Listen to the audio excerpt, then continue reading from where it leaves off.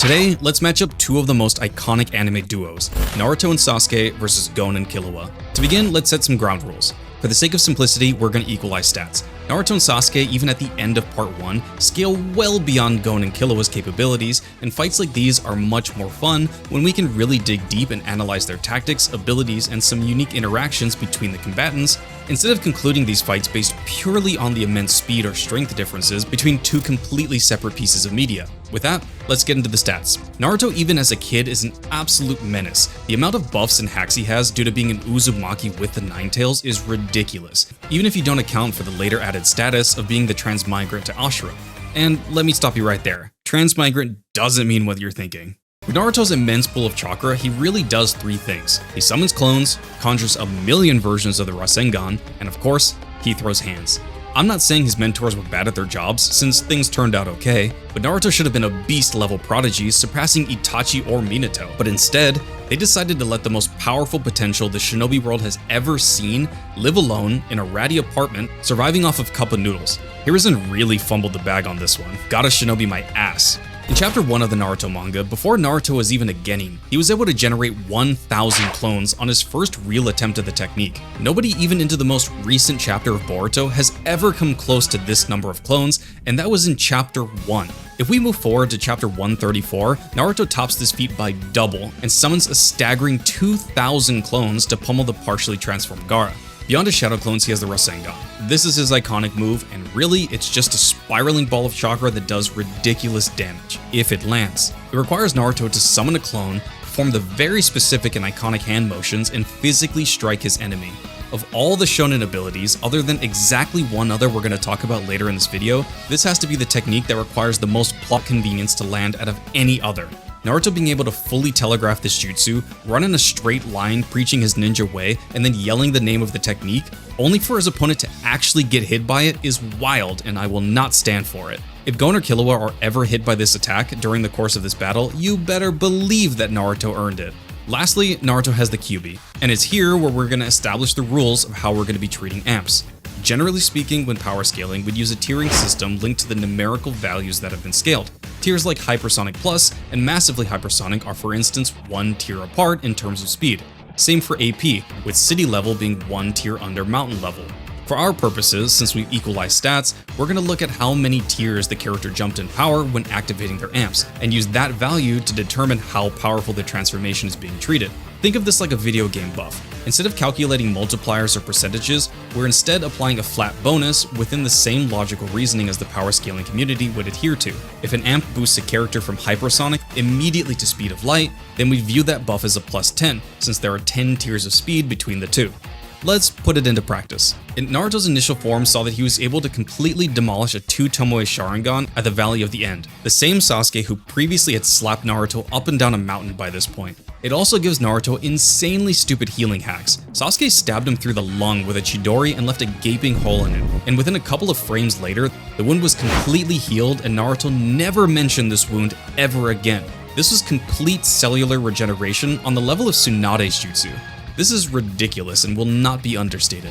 So for our system of amp scaling, this buff would be a +1 for Naruto since he moved at most one tier with his amp, from high hypersonic without the buff to somewhere around massively hypersonic with it. Then there's the version 1 transformation, where Naruto becomes cloaked in Kyuubi's chakra.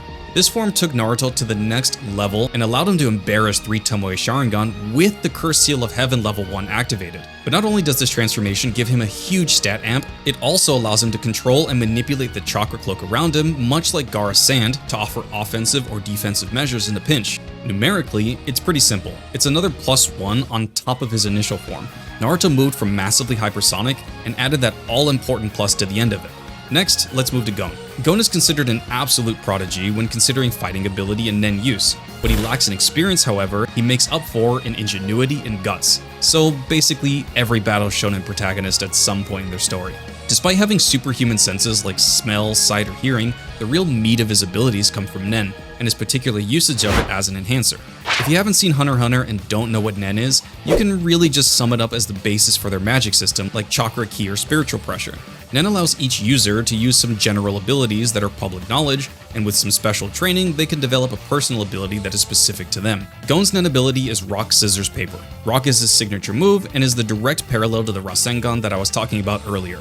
Gon has to stand in melee range, charging this attack and launch it into a very suspecting opponent if it wants to do any damage. On a tier list of the most telegraph things to ever exist, this ranks above the literal telegraph machine. The mental hoops you have to jump through to put on the plot armor necessary to land this technique is astounding, and under all real battle circumstances, without extreme external aid or extenuating circumstances, this isn't connecting. However, if it does land, the damage this does is directly tied to how long he's able to charge his aura, and the resulting atomic bomb of destructive capability is enough to scare powerful hunters like Morel into believing this attack from Kid Gon could outright kill him. With Scissors, Gon cosplays as Goku Black and conjures a sword beam, or is it beam sword? And with it, he can cut stuff. No prizes for guessing that correctly.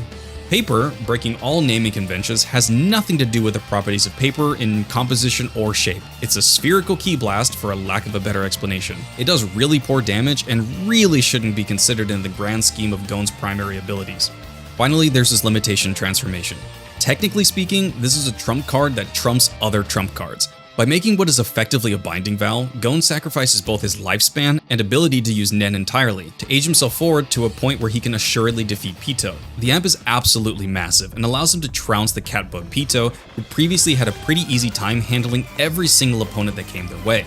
Pito, other than Netero and Meruem, is considered to be one of the most formidable combatants by this point in the series, and adult Gon handles them with negative diff. In terms of numerical scaling, this transformation boosted him several tiers in terms of speed and AP, from hypersonic to around massively hypersonic, and around small town levels of AP to anywhere between small city and city level. This level of statistical enhancement from just one amp is absolutely unheard of in anime where the scale of their universe is at all maintained. So the fact that Gon raises like 3 tiers in terms of speed and AP is beyond ridiculous. Let's quickly get through Sasuke and Killua and move on to the battle. Killua, functionally speaking, is a lot closer to Sasuke than Gon is to Naruto, and not just due to their lightning affinities. Killua is a trained assassin, which is for all intents and purposes a ninja, and that training has made him into an incredibly efficient and strategic genius with the physical capability to back up his incredible battle knowledge and prowess. Be it hand-to-hand, speed, or Nen abilities, Killua really shines as the technical counterpart to Gon's simple-minded protagonist hacks. Rhythm Echo is really the only named technique that makes use of his assassin's training. It allows him to create after images of himself to confuse his opponents by walking slowly with his hands in his pockets. I don't know how it works, nor is it ever tied to Nen into how it functions, so it's basically magic. Through Nen, Killua manifests lightning in a few different ways. He can either apply his lightning through his hand-to-hand fighting through Lightning Palm, launch what have been calced as scientifically accurate bolts of lightning with the aptly named Thunderbolt technique, and lastly, he has Godspeed. And without going into ridiculous detail, it is a huge amp for Killua that utilizes electricity to stimulate his nervous system and muscles to make him react and move faster. I wonder where I've seen that before. Yes, for all intents and purposes, Godspeed is literally just A's lightning armor. Statistically, Godspeed took Killua from reacting to Shoot's attacks to blitzing Yuppie, one of Meruem's royal guards. This is no small feat and allowed Killua to scale from around Supersonic Plus to around High Hypersonic, which ends up being a 1-tier buff. Unfortunately for Killua, his buffs didn't scale well to the end of the show, but he really makes up for the stat differential by being just that skilled in what he can do. Lastly, there's Sasuke. Like I said earlier, Sasuke is basically Killua. Family issues, rival status, lightning-based attacks, and upset that his rival has more protagonist hacks than him. It literally writes itself. As such, let's get through his stats. Sasuke acts as the refined and technical foil to Naruto's raw strength approach, and it really shows. He's mastered a bevy of incredibly powerful techniques such as the Fireball Jutsu and Chidori at an incredibly young age. Chidori takes Sasuke's lightning element and condenses it around his fist to increase his cutting power by an incredible margin. Kakashi states that Chidori can cut through anything, and by Part 1 standards, he might as well have been right. But most notably, it was able to cut through Gaara's absolute defenses, which surprised even Jonin-level shinobi.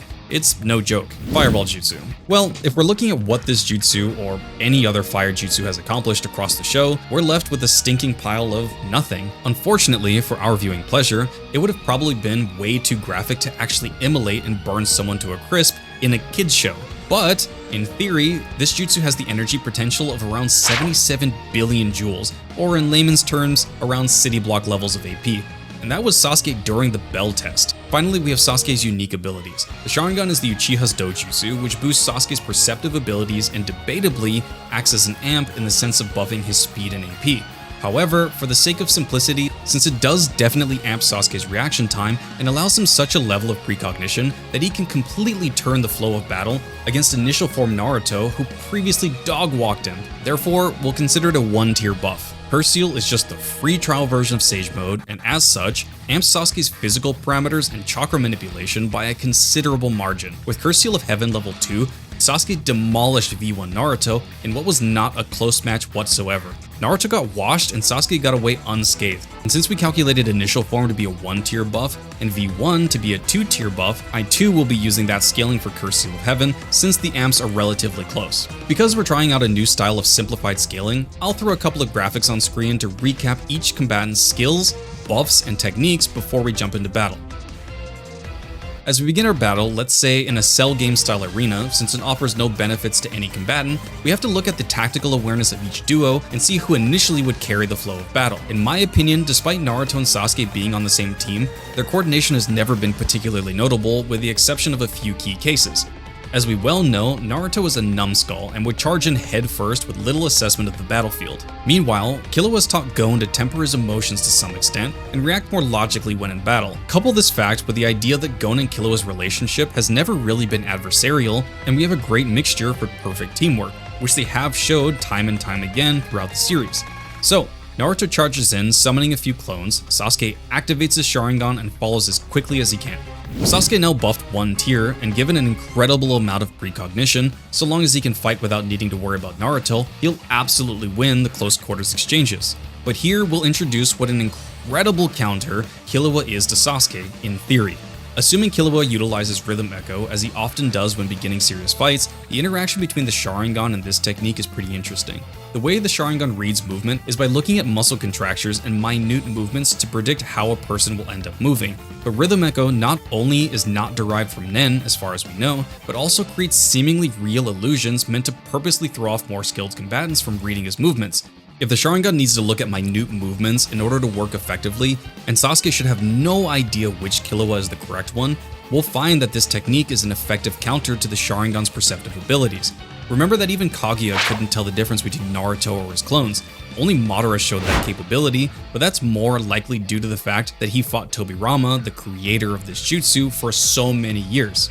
With all this in mind, both Sasuke and Naruto would fall victim to the Rhythm Echo's disorienting effects, allowing Killua to lead the charge with Gon closely behind. Now, I won't say that Gon has greater hand-to-hand skill than Naruto, but the level of discipline he has towards his craft dwarfs Naruto's general laziness and goofy attitude early on in the series.